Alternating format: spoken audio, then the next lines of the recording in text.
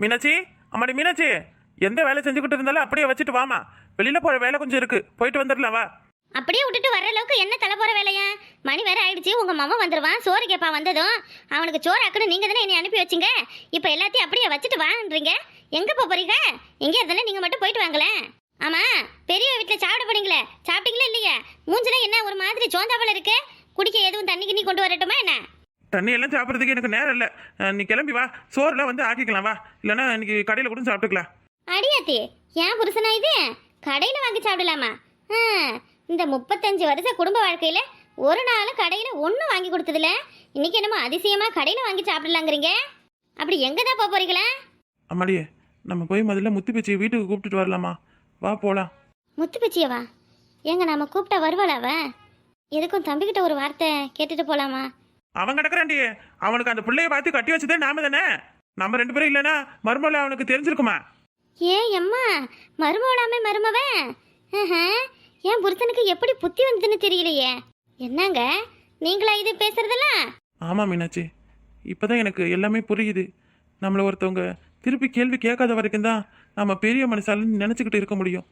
அப்படியே திருப்பி கேட்டுட்டாங்க, நம்ம மூஞ்ச கொண்டு எங்கே வச்சுக்குவோம்னே தெரியாது. வாமா போகலாம். சுப்பிரமணியம் வேற நான் இல்லைன்னா சாப்பிடவே மாட்டான். ஆயிரம் தான் என்கிட்ட சேட்டை பண்ணாலும் அவன் நான் இருந்தால் தான் தூங்குவான். ஐயோ, மனசுக்குள்ளேயே மருமக மேலேயும் பேரம்பேத்தி மேலேயும் பாசத்தை வச்சுக்கிட்டு வெளியில் அப்படியே கடுகடுன்னு நடிச்சுக்கிட்டு கிடந்திருக்கீங்க. இதும் கட்டி எனக்கு வேற என்ன வேலை இருக்கு? அரிசி கிடந்தா போகுது, அரிசி வாங்க முதல்ல. கடைசி பஸ் போயிட போகுது, வாங்க போய் மருமலை கையோட கூப்பிட்டுட்டு வரலாம். அவன் புருஷங்காரன் வந்து பேசலாம் பேசல, அதையெல்லாம் நமக்கு தெரியாது. நம்ம மருமவ நம்ம வீட்டில் தான் இருக்கணும். அடுத்து இந்த இருக்குது தங்கப்பட்டியில் பணம் வச்சிருக்கேன், நான் போய் எடுத்துட்டு வரேன். இங்கேருந்து போகையில சும்மா கை வீசிக்கிட்டு போகக்கூடாதுல்ல, வேற பிள்ளைக்கு ஏதாவது வாங்கி எடுத்துட்டு போவோம், சரியா? கடவுளே, வெக்காளியம்மா முப்பாத்தம்மா, என் புருஷனுக்கு இப்படி ஒரு புத்தியை கொடுத்துருக்கியே. எனக்கு அது வரையும் போதும். கடைசியில் சாவப்புற காலத்துலயாவது இந்த மனுஷன் தெரிஞ்சிருக்காரு. மறுபடியும் இந்த மனசு மாறாம இருந்தா சரிதே. இனிமேலாவது என் மருமவ இந்த வீட்டில் வந்து சந்தோஷமா இருக்கட்டும். இப்படி தலைகீழ மாறுற அளவுக்கு பெரியவ என்னதான் சொல்லியிருப்பான்னு தெரியலையே. காலையிலேருந்து கிழமை ஒன்றும் சாப்பிட்ட பாடில்ல போல இருக்கு. ஏதோ அங்கே நல்லா நடந்திருக்கு. இந்த மனுஷனுக்கு அவதான் சரி. மீனாட்சி கிளம்பலாமா? வாங்க வாங்க. ஏம்மா மீனாட்சி, இங்க பாரு நம்ம புள்ள. அடிக்க தங்கம், என்னடி ஒரு வார்த்தை கூட சொல்லாம கிளம்ப வந்திருக்க? எங்க கிளம்பிட்டீங்க 2 பேரும்? நாங்க ஒரு வேலையை வெளியே போலாம்னு இருக்கேன். சரி வா வா வா. என்னங்க இதே புள்ள வேற வந்திருக்கா? வீட்டில் விட்டுட்டு நம்ம போலாமா என்ன? புள்ள என்ன விஷயமா வந்திருக்குன்னு தெரியல.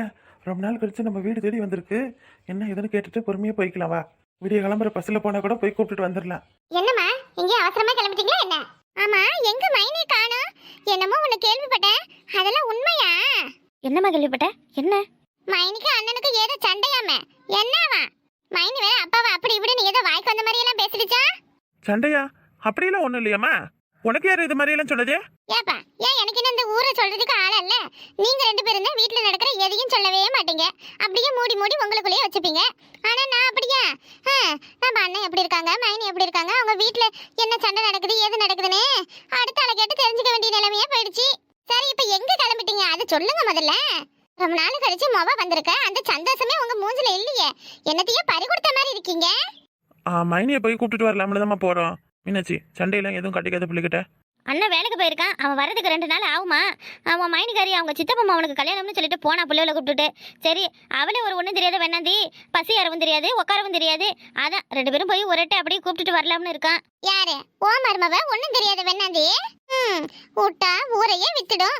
எப்பா என்ன நீங்க? எப்பா எப்படியெல்லாம் நம்பிக்கிட்டு கிடக்குறீங்க? எந்த காலத்துலமா இருக்க? சரி வாங்க வாங்க, அதெல்லாம் ஒன்றும் போக தேவையில்ல. இப்போ மைனி வந்து என்ன ஆக போகுது? எனக்கு என்ன நாத்தனகாரி வந்திருக்கான்னு சொல்லிட்டு அப்படியே கறியும் மீனும் ஆக்கிப்பட போறாங்க. உங்களுக்கு ஊத்துற அதே கவுடு தான் கஞ்சிதேன். அப்புறம் ஏன் கூப்பிட்டுக்கிட்டு வாயம்மா, என்ன சோறு ஆக்கிருக்க, என்ன குழம்பு வச்சிருக்க? உன் கையால சாப்பிட்டு ரொம்ப நாள் ஆகுது. என்னங்க இந்த மாதிரி சொல்லிட்டு போற? இப்போ என்ன செய்யறது? அம்மாடி தங்கமையில, நீ வீட்டுல இறஞ்சாமே, நாங்க போயிட்டு கூப்பிட்டுட்டு வந்துடுறோம். உடனே கடைசி பஸ்ஸுக்கு 10 மணிக்கெல்லாம் வந்துருவோமா? எப்பா என்ன சொன்ன?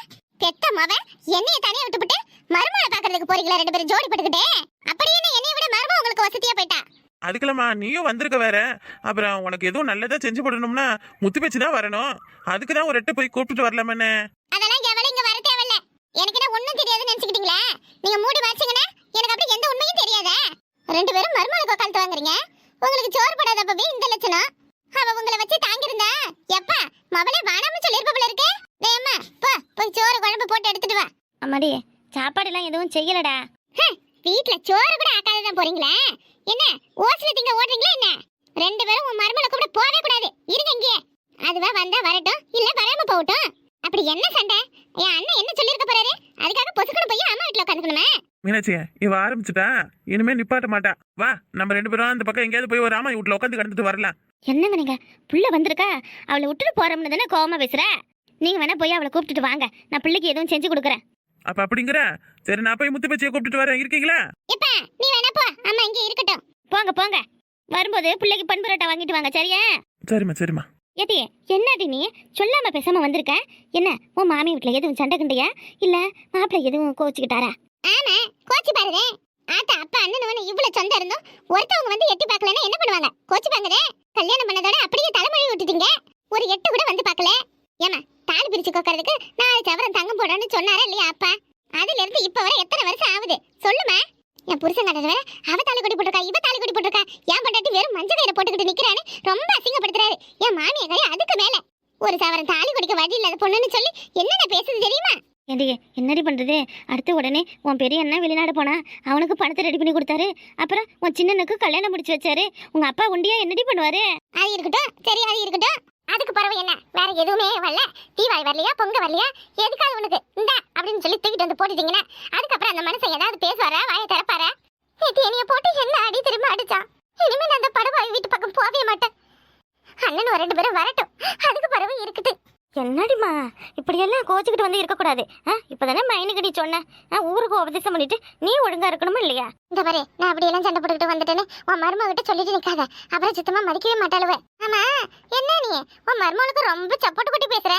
உன்னை நல்லா பாத்துக்கிறாள் நினைச்சுக்கிட்டு நீ எப்படி எல்லாம் பறிஞ்சு பேசிக்கிட்டு நிக்கிறிய? எல்லாம் எதுக்கு தெரியுமா? இந்த கழுத்துலயும் மூக்குலயும் கிடக்கு பாரு, சொல்லிச்சுக்கிட்டு அதுக்காண்டிதே. சரிட்டு இருந்தா போதாண்டி, அதுக்காகவாது எனக்கு மரியாதை கொடுக்கறாள் இல்லையா? நல்லா இருக்கு வாங்காதே. அப்ப எல்லாத்தையும் தூக்கி அவனுக்கு கொடுத்துட்டா பெத்த மவன் நான் என்ன ஆவறது? எனக்கு என்ன செய்தியே சொல்லு. இந்த பாரு, நான் வந்திருக்கிறதே நீ கழுத்துல போட்டுருக்கல, இதை வித்து வாங்கி எனக்கு ஏதாவது நகை செய்யணும்னு சொல்றதுக்குதே. அடியே அடியே, இது என் புருஷன் எனக்காக உழைச்சி சம்பாரிச்சு கஷ்டப்பட்டு முத போட்டு எடுத்த சங்கிலிடியே. உன் அப்பங்காரர் என்ன உன் புருஷன் மாதிரியா? ஆத்த வீட்டுல போய் வாங்கிட்டு வா, அண்ணன் தம்பி கிட்ட போய் வாங்கிட்டு வான்னு சொல்றாள் அவரு. கொஞ்சம் கராரா பேசுவாரு.